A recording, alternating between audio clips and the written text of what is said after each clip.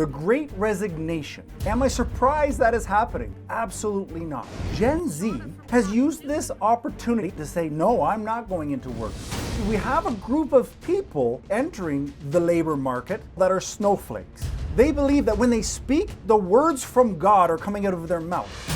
I was managing at a company, and a 23-year-old man wasn't feeling so well, so his mother called in sick for him. Are you kidding me? Edwin, they sent me your video.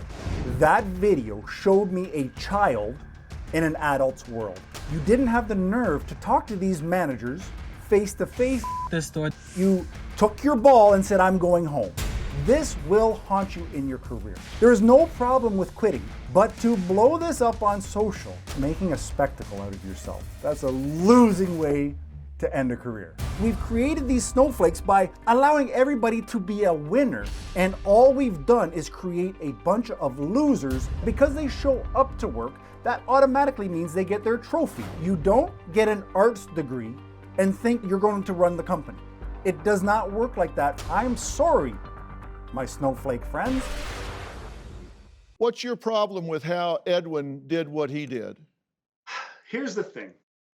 I get when you don't feel respected. I understand that.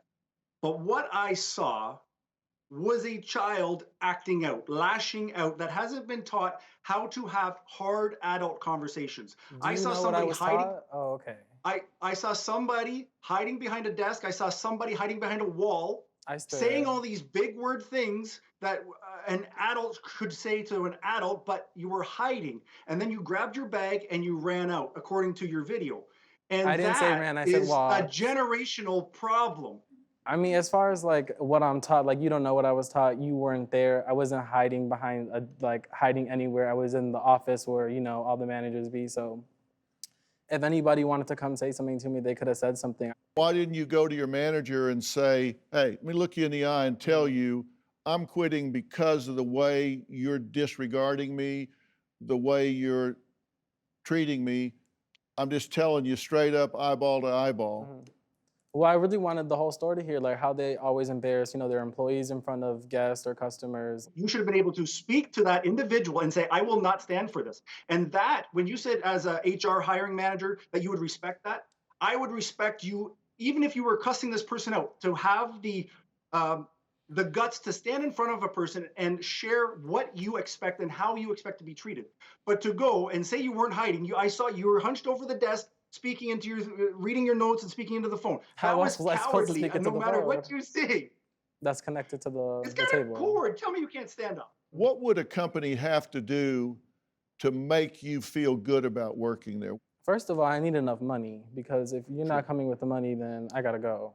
But secondly, like, don't talk to me like you're talking down on me. Like, talk to me like, you know, like how you would just talk to anybody else. Like, don't try to talk down on me because you're a team leader and I'm an employee.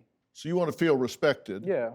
You want to feel valued for what you're doing? Yeah. Of course you want to be paid a reasonable amount. And that at least something livable. Do you have what you consider what I call consequential knowledge? Can you tell me what that is, or what you consider that? Yeah.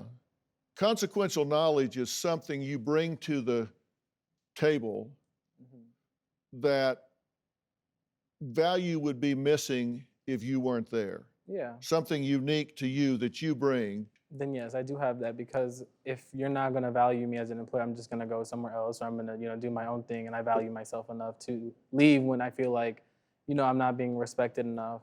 But isn't your consequential knowledge in editing and not in working at a retail store? Yeah, I know. Because, I mean, you can be replaced by someone without a lot of training at a retail store. Of course, they probably already did. So you need to be where you bring consequential knowledge to the table, something that is of value to them. That's where you get up the pay scale.